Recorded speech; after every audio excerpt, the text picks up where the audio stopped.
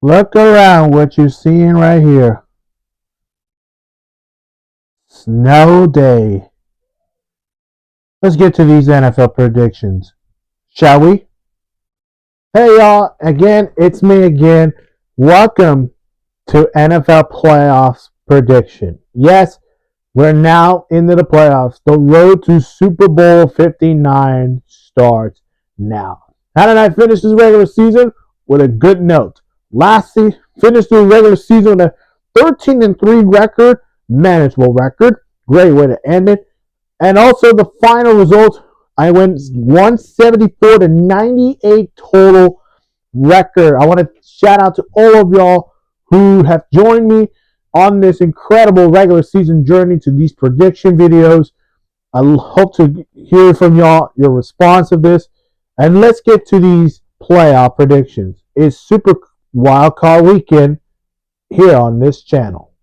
Starting off with the Saturday games, we got the Los Angeles Chargers taking on the Houston Texans, 4:30 p.m. Eastern on CBS, Paramount Plus, and Nickelodeon, and I'll get to that why. LA Chargers are a 3-point favorites. Yes, what a game we're going to have between these two teams. Now, the game will also be in Nickelodeon. Of course, SpongeBob Patrick will be in the booth, and all of their Nickelodeon friends will be watching this game. But let's get to the real game, shall we? The Chargers, what a rebound here from going from 5-12 record. You fired Tom Telesco, firing Brandon Staley, to bringing in Jim Harbaugh from Michigan, and then bringing in a GM who's been learning another Harbaugh man, and John Harbaugh.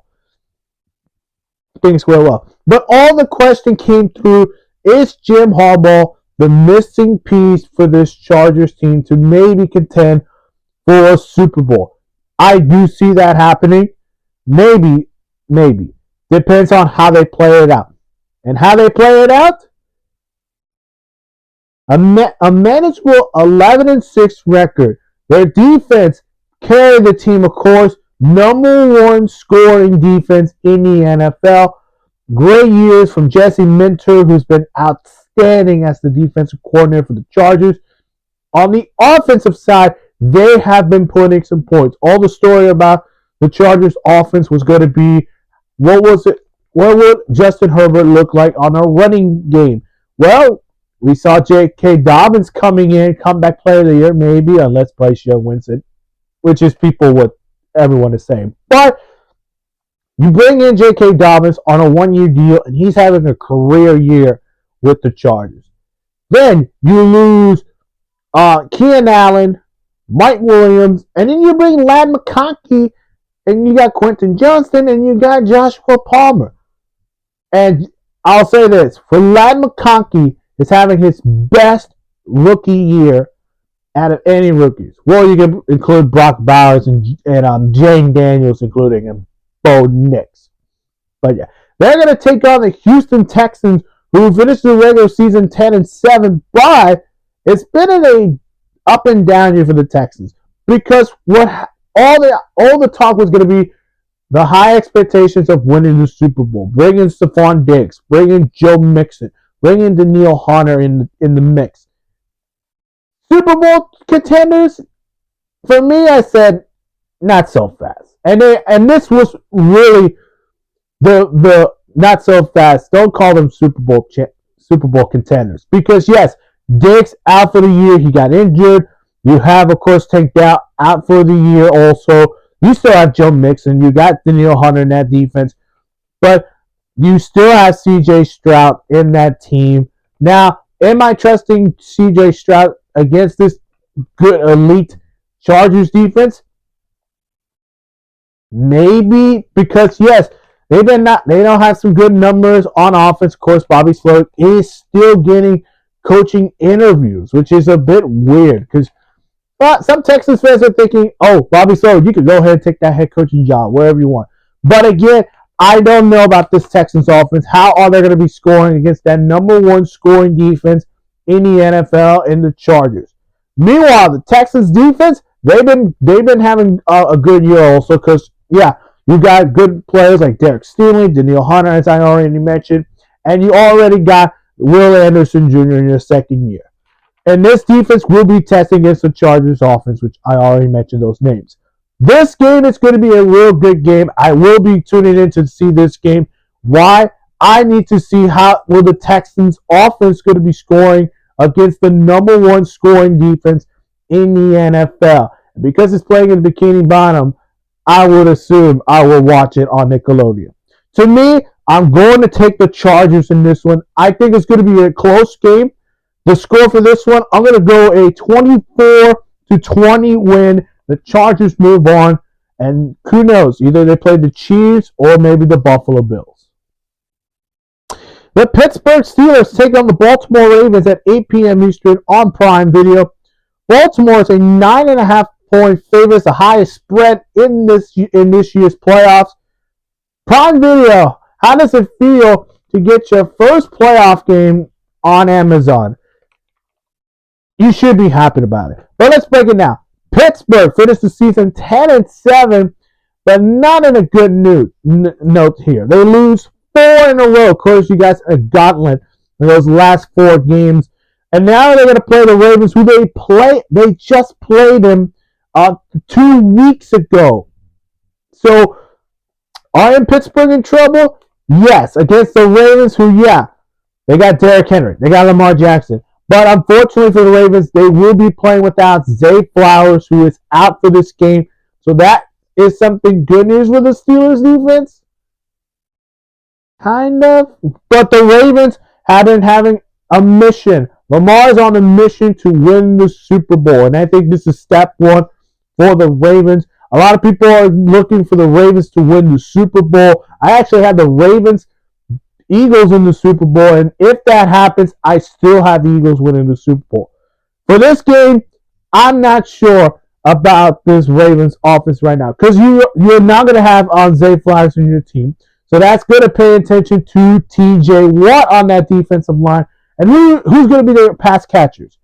To me, I'm actually going to go Baltimore in this game. Still, score 30-24.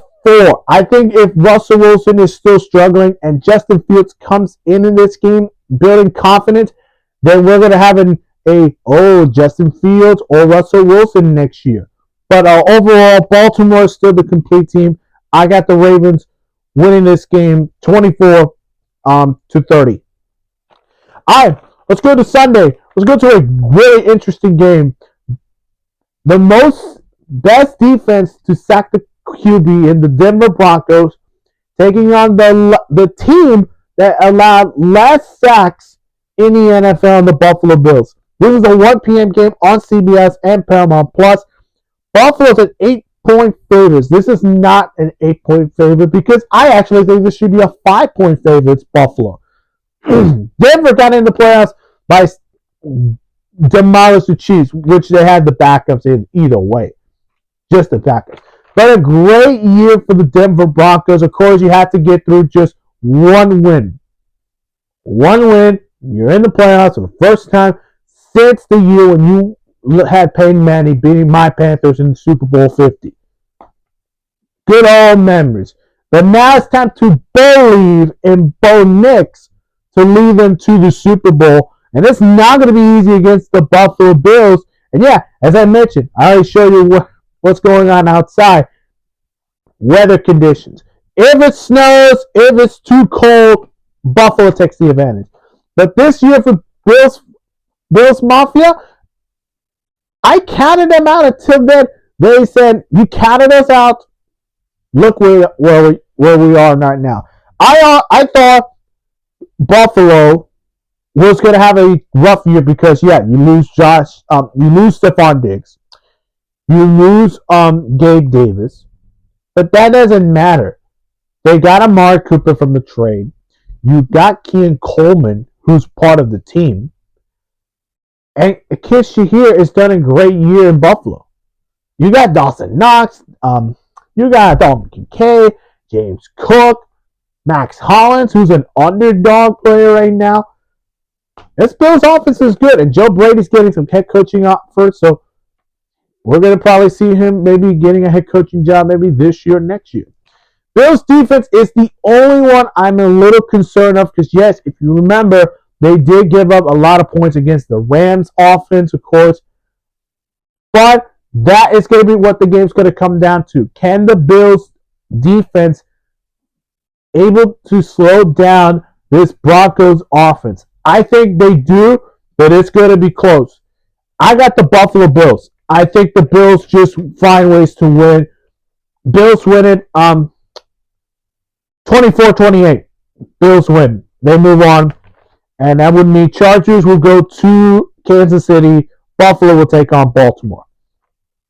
All right, let's go to the NFC side. The Green Bay Packers taking on the Philadelphia Eagles at 4:30 p.m. Eastern on Fox. Philadelphia is a 4.5-point favorite. Now, why? Because you're going to play the Packers, and you remember what the Packers did last year against the Cowboys. So we're not going to recap that back. But the Packers entering the playoffs as the 7th seed for the second time in a row, but they're going to do it without Christian Watson, who is out for the playoffs, presumably maybe out for the 2025 season. So that is a banged up news for the Packers. We're not sure if Jordan Love or Malik Willis is going to be playing because I have no status of that news right now. They're going to take on the Eagles, who they rest their starters, and now this is step one of the Nick Sirianni and his revenge tour. Why is this his revenge tour? Yes, you lost in the wild card round last year. All the boos come to Nick Sirianni. You got Saquon Barkley. You got Jahan Dotson in the mix. So now it comes down to, can you get them back to the Super Bowl? The answer to that is yes. This is going to be their year, and this is going to be a tougher match against a Packers defense. And yeah, they've been having a good year under first-year defense coordinator Jeff Hafley. But is that going to be enough against stopping Saquon Barkley? No. Give me the Eagles. I think the Eagles win it. Score for this one, I'm actually going to go at 24-27. Eagles win it, and Eagles fans could be maybe a bit worried about this team right now. All right, this is a fun matchup. This is the one I'm going to be looking forward to keep an eye on. Washington taking on the Tampa Bay Buccaneers, 8 p.m. Eastern on NBC and Peacock. Tampa Bay is a 3-point favorite, and breaking news, as I'm recording right now, Antoine Winfield is going to be playing in this playoff game, so that could probably assume, yeah, get ready, Jane Daniels, because you're going to go up against this Bucs defense. And this is a rematch of that Week 1 game that we got to see Jane Daniels, as I already mentioned. But things have changed. Washington winning 12 games, great year. Of course, Adam Pearce is your new GM. You bring in Dan Quinn. You draft Jane Daniels, and all of a sudden, look at where you guys are in the playoffs. They're going to take on the Buccaneers, who, let's go, Baker revenge tour also, because he's trying to get this Bucs team to the Super Bowl. But the one I'm also looking at is Mike Evans versus Marshawn Lattimore, who is going to be playing in this game. So we're going to have that old rivalry between Mike Evans and Marshawn Lattimore. This game could go either way. This is a coin flip game too, because to me, who is actually want to go to Detroit? Sorry about that.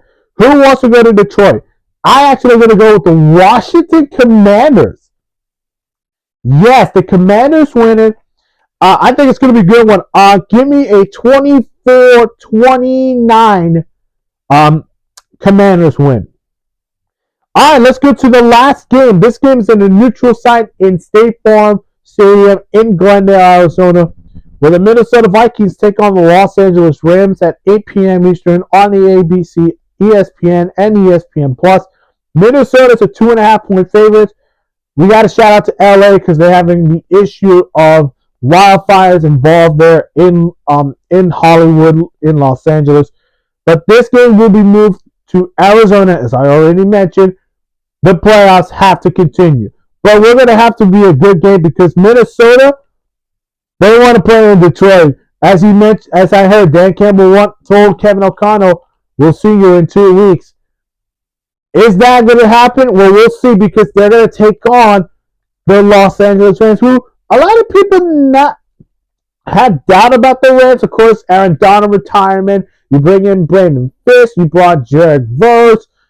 And this young defense has been really the team that's carrying this team on its back. However, offensively is going to be the key of the game. Can they score points against Brian Flores and this defense? Yes. Vikings defense will be blitzing on Matthew Stafford. And this will be that rematch of that Thursday night game that turned out that Minnesota should have won that game. I'm going to take the Vikings in this one. I still have the Vikings winning this game. Let's go 23-20. Minnesota wins it on the road in a neutral site in Glendale, Arizona. And they will be heading to Philadelphia to take on the Eagles. That is it for the Super Wildcard Weekend prediction video. If you have not seen my other videos, go ahead and check them out right now. The road to 100 subscribers is the goal for 2025. Hit that like button, subscribe to my channel. We'll see you guys in our next episode of the NFL predictions. Enjoy Super Car Wild Weekend.